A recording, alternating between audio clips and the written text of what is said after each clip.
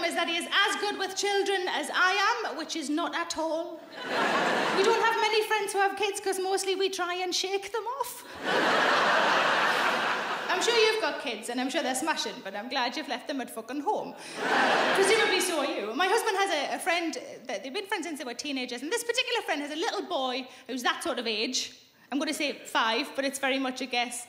And this little boy is always there every time my husband visits his friend, because he hasn't got a job or anything yet. And the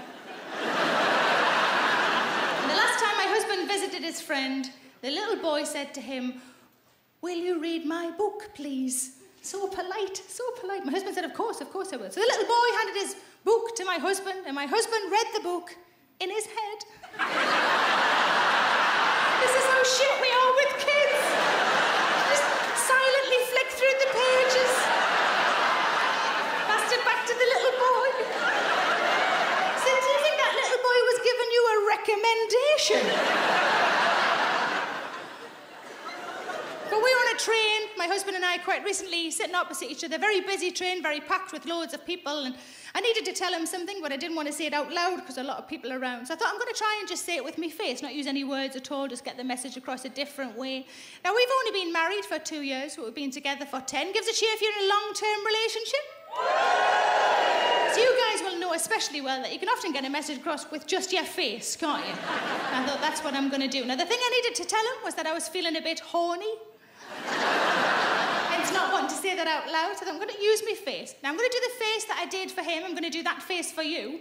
But I've got a slight problem in that I haven't figured out how to make it work in as wide a room as this. So upstairs and at the back, you'll all be fine, but right on the edge here, you might struggle to say apologies in advance. But for the rest of you, this is the face that I did to my husband on a busy train to let him know that I was feeling a bit horny. This is the face.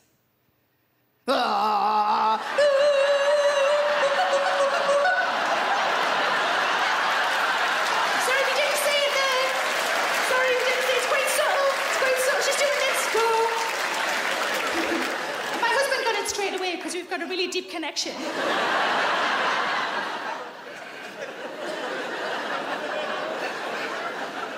But I read a survey that said that in heterosexual couples, men don't think that women initiate sex.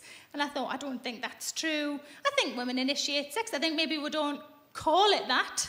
Initiating sex sounds like something you do on a rocket, doesn't it? Initiating sex. 5, 4, 3, 2. I think women initiate sex. I think maybe men aren't always so good at picking up the signals. Maybe that's where the communication falls down. So a bloke would be like... Yeah, she was lying on the bed. She had her hair all sort of fanned out on the pillow. She had a tiny towel on so I could basically see everything. And she just put lipstick on, which is weird because she just got out of the bath. But I decided to initiate sex. 5, 4, 3... Can I just stop you there in the middle of a countdown, Flower? I started ages ago. You weren't even in the fucking room when I started. But you know that chat that you have sometimes before sex and occasionally during sex, that bit of chat? I think if you've been together a long time, that chat should come with terms and conditions attached, don't you think? So if you say something like, you can do whatever you want to me, what you really mean is, of the 4 things we normally do, we've already set. But interesting, don't you think, that there's often chat before and during sex, but very little chat after sex? Just sort of, no-night, or like, I'm going to have a piss as soon as this thing flattens. That's it. Or maybe something like, ooh, get us a biscuit while you're up. Or even something like, is the dog still staring?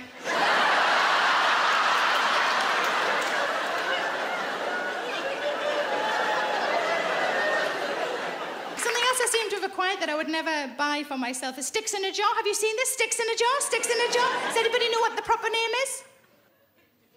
Reed diffuser. A few of you shouted out at the same time. Thank you. If you don't know what it is, it's just a jar that has perfume in it. And the reeds or the sticks carry the perfume up, make the room smell nice. I didn't know any of this when this was given to me as a present. It reminded me quite a lot of the incense sticks that my friend had when I visited her at university. So I nearly lit the fucking thing. Accidentally created a Joe Malone Molotov cocktail.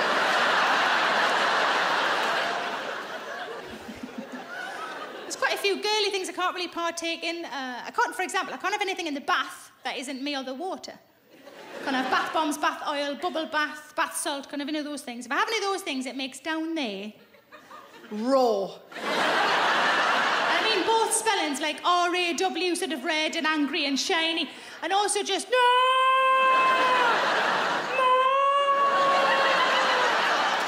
Pretty sure that's what the Katy Perry song is about.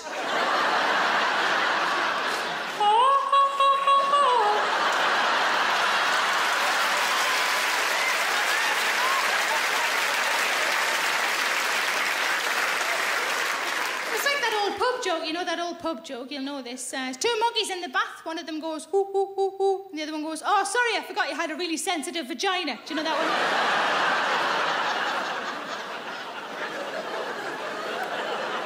But that sentence, I said that, if you say that I've got a really sensitive vagina, I meant that in like a practical way just then. But you could also say that at kind of sexy time, couldn't you? You've got to be careful of those sentences that on paper look like the same thing. Here's another one, got to be careful. I'm not wearing any knickers. Because I've got a touch of thrush and I'm trying to get a bit of air round.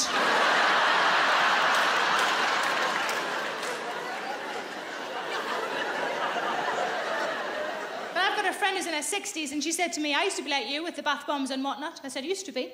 What's changed? She said, oh, well, when you get to my age, you can have whatever you like in the bath because it's all dead down there. That is a small upside to a big downside, isn't it? I have no feeling whatsoever in my vagina, but finally I get to go to Lush. A long time ago, I was reading one of those books. You know those books that are ostensibly a romance, but have a couple of pages of filth in the middle, a smashing? I was reading one of those, and on one of the pages of filth, the lady of the book poured some champagne on herself. And the man of the book drank the champagne off her. And me and my boyfriend at the time, this is 20 years ago, decided we were going to have a go at this. We couldn't afford champagne, so we bought some Lambrusco. And I had forgot that the lady in the book was lying flat. I was sitting upright, just poured it on, it ran straight in. Smarted like a motherfucker.